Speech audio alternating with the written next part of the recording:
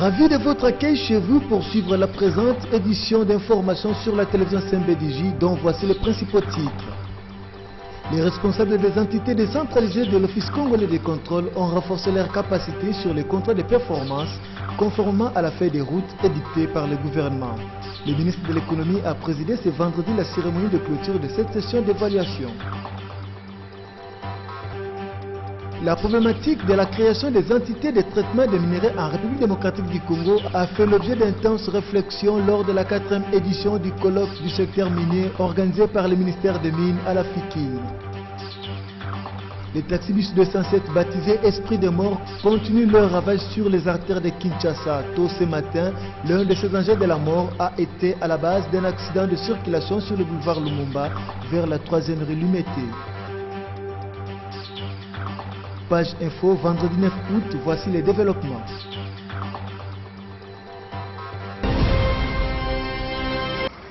Le ministre de l'économie nationale, Jean-Paul Nemoyato, a clôturé ce vendredi 9 août la session d'évaluation semestrielle du contrat de performance ouverte aux chefs de départements centraux et chefs de direction et agences de l'OCC, de l'Office congolais du contrôle venu du Congo profond.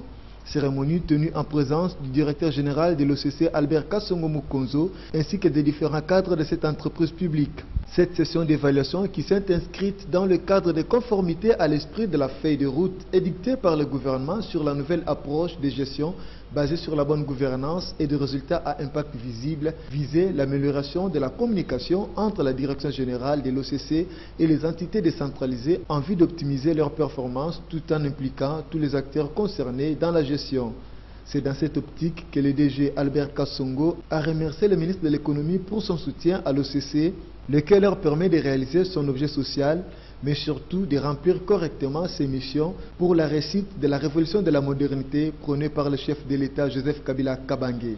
Voilà pourquoi nous réitérons notre sollicitation quant à votre implication personnelle pour le dénouement de quelques dossiers épineux tels que la finalisation du guichet unique intégral pour décanter les questions relatives à la sous-évaluation systématique occasionnée dans le circuit du guichet unique actuel. La conclusion des engagements conformément aux prescrits de l'article 16 du contrat de performance en vigueur.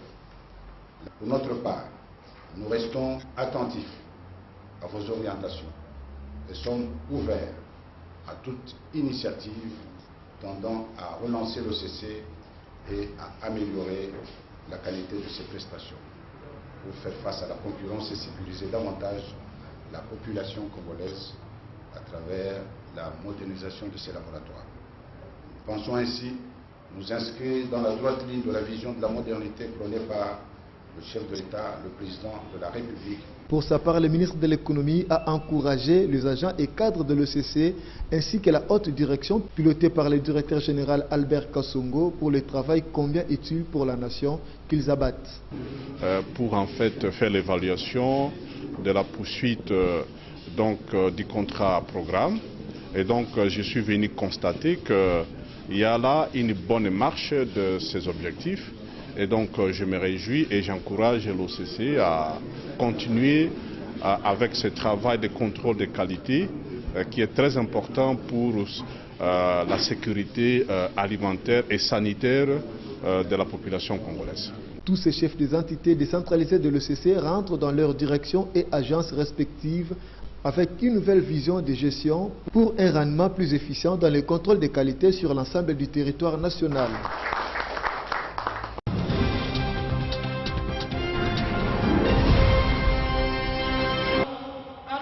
Création des minéraux en RDC, c'est sur ce thème que les opérateurs miniers ont réfléchi au cours d'un colloque organisé à l'occasion de la journée minière à l'édition Foraine 2013 à la Forêt internationale de Kinshasa. C'est depuis le mardi que ces assises qui parlent de questions minières s'est ouvert par le ministère du tutelle pour associer les opérateurs du secteur de pouvoir raisonner ensemble de quelle manière la RDC peut se procurer des moyens de transformation de ces minéraux. L'objectif poursuivi est de courir en aide le gouvernement congolais dans l'enveloppe de son trésor et aussi de mener à bien ces projets de développement du pays. À la troisième journée de ces colloques, plusieurs intervenants ont défilé pour donner des pistes au regard de cette question sur la création de minerais en RDC. Mon thème, j'étais en train de traiter sur les obligations dans la création d'une entité de transformation et de traitement de minerais dans l'industrie minière.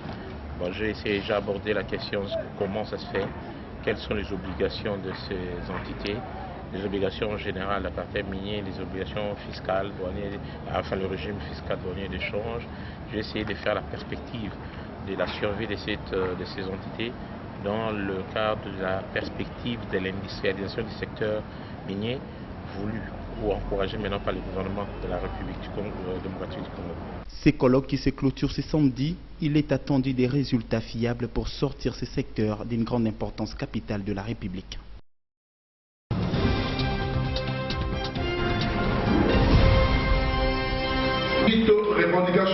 La voix des sans-voix pour le droit de l'homme exprime ses vives inquiétudes pour la vie et la sécurité de Mme Godelive Bakajika, membre du Parti de l'Union pour la majorité républicaine, qui fait l'objet de menaces et harcèlements proférés par le président de l'Assemblée provinciale du Kasaï occidental, du fait que celle-ci revendique légitimement en sa qualité de la première suppléante du feu honorable Bafouafoua la validation de son mandat à l'Assemblée provinciale du Kasaï occidental, conformément à l'arrêt rendu par la Cour d'appel de Kananga en sa faveur.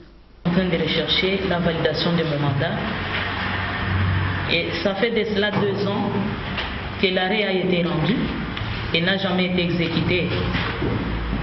L'arrêt a été rendu pourquoi? Parce qu'il y a eu une confusion entre moi et un membre du parti avec qui on s'est disputé la première suppléance. Et j'ai saisi la Cour d'appel de Kananga par voie de requête et la Cour a siégé et on m'a fait droit, on m'a rendu justice, m'a déclaré première suppléance par des inciviques qui cherchaient à tout prix me localiser sur la ville et que mon avocat leur donne de précisions sur moi. Et la MONUSCO a été saisie par voie de mémorandum, la MONUSCO section droits de l'homme, qui a jugé bon face à ces menaces de m'évacuer jusqu'ici à Kinshasa. Visant la consolidation de la démocratie, la voix des sans-voix pour le droit de l'homme qui accompagne cette victime dans cette démarche recommande ce qui suit. Par rapport à ce dossier, nous saisirons toutes les autorités. Toutes les autorités, la République démocratique du Congo, pour que soit faite. Dit le vrai droit en faveur de madame. Pour rappel, tout est parti après les décès en 2011 de l'honorable Bafouafoua. Un conflit de succession au poste du député provincial est né entre Mme Godelive Bakajika et M. Moubeng, ancien premier suppléant invalidé avant les élections de 2006 par la CEU car son nom s'est figuré sur des listes de partis politiques différents.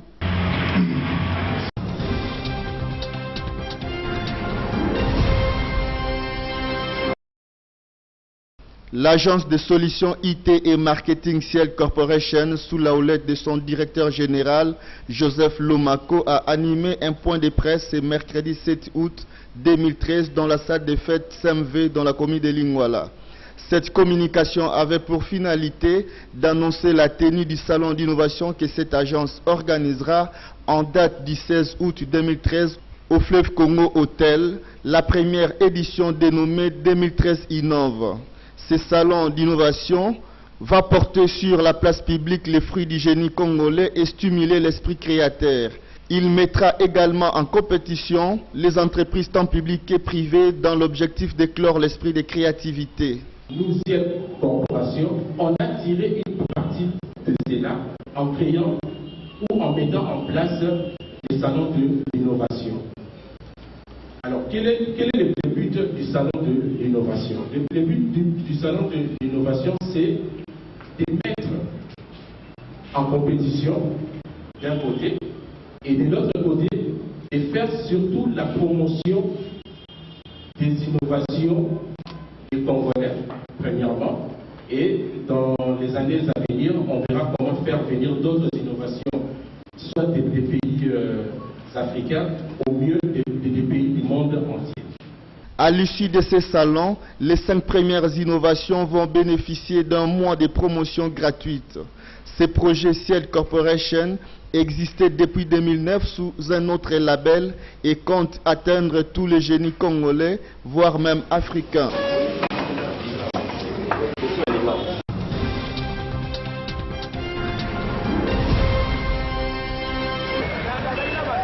Il était exactement 10h35 quand le pire a failli survenir ce vendredi 9 août 2013 dans la commune de Lumété, sur le boulevard Lumumba, au niveau de la 3e rue.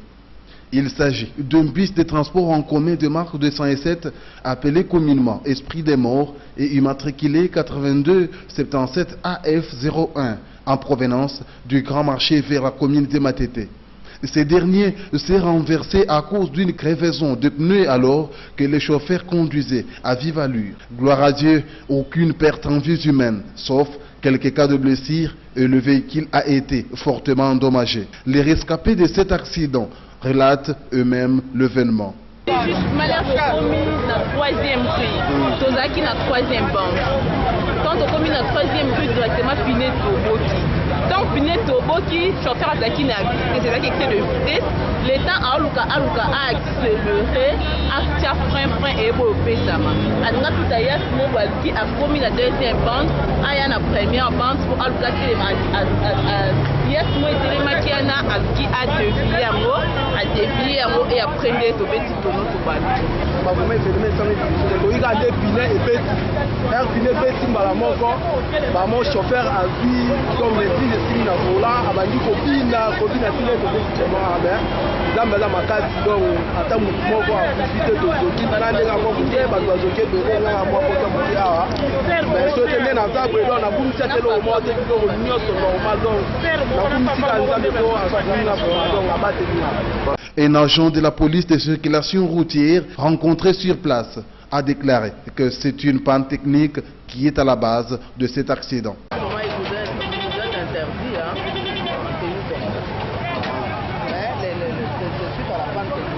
Il y a le pneu arrière qui a failli la connu une crevaison de pneu.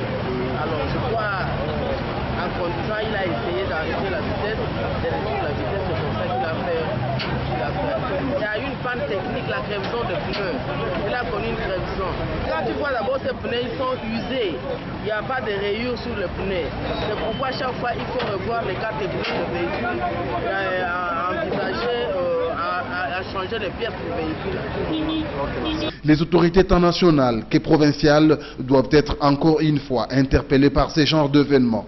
Ils doivent mettre tous les moyens en jeu pour que le véhicule commis au transport en commun subisse le contrôle technique, car il s'agit de protéger des vies humaines.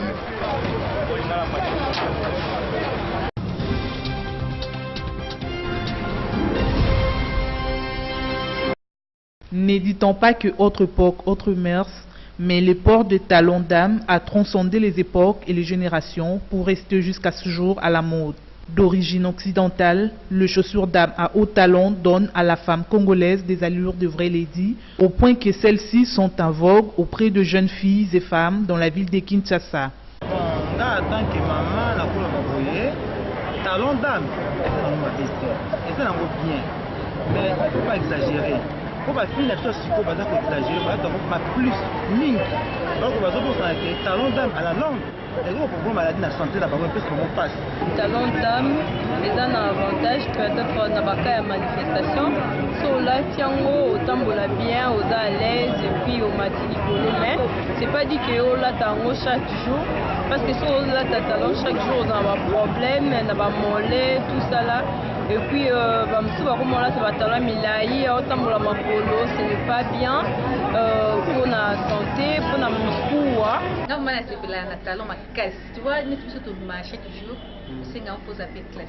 So là tu perpète dans ma bête au couleur de papa mais na bureau ou il m'a dominé ne muto ko ya pe ko connaître sur l'ambane faut ça bien faut la talon na ko sur le pito connaître nya na za laisse on la talon et ça la nga bien makasi moi c'est bien faut la talon inconvénient ils ala na ngo selon de bato balobaka mais ça c'est que o avola lola la na talon non so ko zone ndako lo moli talon ko ça ba déplacement non de on lingi mais so on dit au sani moi sorti na pour la talon na ko ça. S'il est vrai que le port des talons d'âme a un côté plus esthétique quant à l'apparence des femmes, celui-ci aurait également des conséquences néfastes sur la santé de ces dernières, à en croire certains spécialistes de la santé féminine. Il est aussi recommandé de porter avec modération ces chaussures à hauts talons.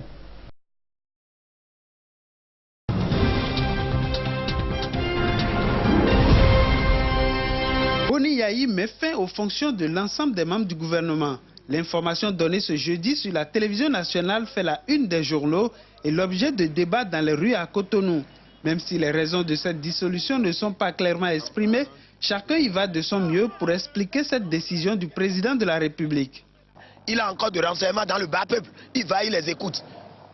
Et les responsables décentralisés aussi lui donnent plus d'informations sur la vie des Béninois du pays. Le chef d'État est à l'écoute de sa population et il sait ce qui se passe dans son pays. Alors là, s'il dissout, il a les raisons pour lesquelles il dissout. J'ai été surpris hier lorsque j'ai appris la nouvelle. Je crois que le chef de l'État, le docteur Boni Yayi, sait pourquoi est-ce qu'il a dissous son gouvernement. Il l'a fait certainement, selon moi, pour pouvoir prendre de nouvelles dispositions afin d'atteindre ses objectifs. Formé le 28 mai 2011, le gouvernement dissous laissera place à une nouvelle équipe dont la lourde mission sera de relever les nombreux défis tels que le chômage et l'emploi des jeunes. Le Conseil des ministres d'avant le 1er août 2013 a statué sur la reconversion des émigrants. Et je voudrais que dans la formation de ce nouveau gouvernement, qu'il y ait une suite logique. Qu'il y ait une suite logique. Afin que les projets qui étaient là, ces projets ne soient pas en instance. Car nous avons besoin de beaucoup de choses. Telles que la reconversion, il faudrait qu'on aille rapidement à la reconversion. La prochaine équipe réserve certainement de nombreuses surprises et devra tenir compte de la parité absolue, une promesse faite par le chef de l'État.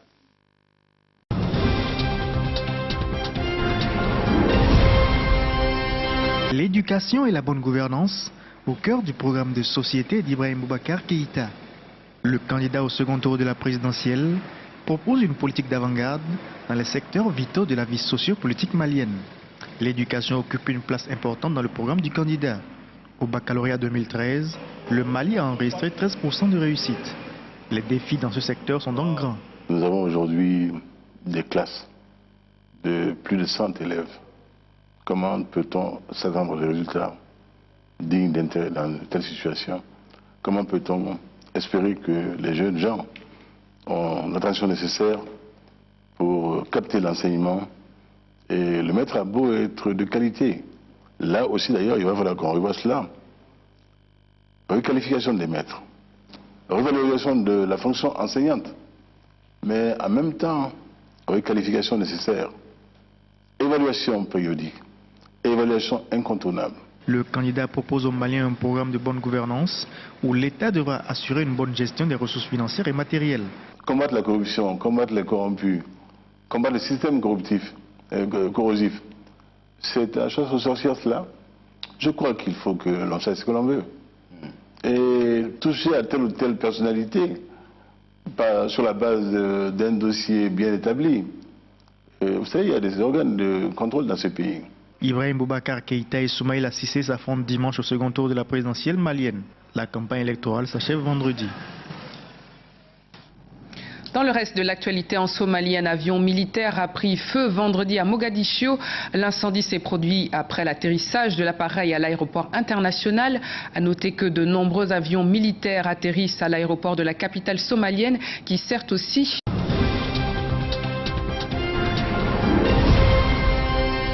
Les Libyens célèbrent l'Aïd el-Fitr dans l'incertitude politique. Alors que le pays connaît un regain de violence depuis plusieurs mois, les fidèles musulmans se sont retrouvés ce 8 août à la place des martyrs à Tripoli pour célébrer en prière la fête de Ramadan. Je salue la nation islamique à l'occasion de Aïd el-Fitr et je souhaite bonté à tous et que Dieu nous protège ainsi que tous les musulmans. Suite à la montée des tensions, le gouvernement de Tripoli a du mal à imposer son autorité. Il fait de plus en plus face aux milices armées qui ont contribué à renverser Mohamed Kadhafi en 2011. Vous savez que le pays a une faiblesse du côté de la sécurité, mais nous prions Dieu. Tout ce que nous avons, c'est la prière et c'est ce que nous avons à faire. Depuis plus d'1 an, la ville de Benghazi, berceau de l'insurrection anti-Kadhafi, est en proie aux violences. Cette insécurité grandissante a amené il y a une semaine le Premier ministre Awad al-Barassi à démissionner de ses fonctions.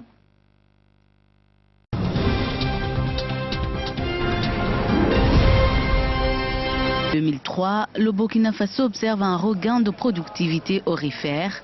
Cette activité influence aussi l'exploitation des autres mines du pays. Mais le secteur peine encore à s'imposer à cause de sa position géographique. En effet, le Burkina Faso est un pays enclavé qui se situe à 1000 km de la mer. Conséquence, le coût de l'approvisionnement en équipement est trop élevé. En matière d'approvisionnement, vous êtes obligé d'avoir un minimum de stock de sécurité. Ce minimum, il va de 6 à 1 an. Donc nous avons dans nos magasins des équipements, des intrants que nous avons achetés à un coût très élevé où le cours de l'or était à 1900. Aujourd'hui, il est descendu instantanément à 1200. Nous nous retrouvons avec ces stocks dans nos magasins. Il faut bien les utiliser. Ça veut dire que pendant toute une bonne période, nous allons produire à perte. Les équipementiers de la plupart des sociétés des mines du pays se trouvent au Canada, aux États-Unis ou encore en Chine, ce qui coûte encore plus cher aux compagnies des mines. Mais avec la relecture du code minier, les principaux acteurs du secteur espèrent établir un partenariat gagnant-gagnant. Nous sommes demandeurs de discussions et de dialogues dans la transparence qui permettent de sceller un bon partenariat gagnant-gagnant qui va être le gage de la stabilité et qui va conférer une certaine quiétude, une certaine harmonie dans l'exploitation et dans la gestion de nos opérations. Au Burkina Faso, le secteur privé agit à travers la Chambre des mines du Burkina, la CMB. Créée en juillet 2011, cette association regroupe une quarantaine de sociétés locales et internationales qui travaillent dans l'exploration et l'exploitation des mines. Objectif, développer et défendre la compétitivité de l'industrie minière.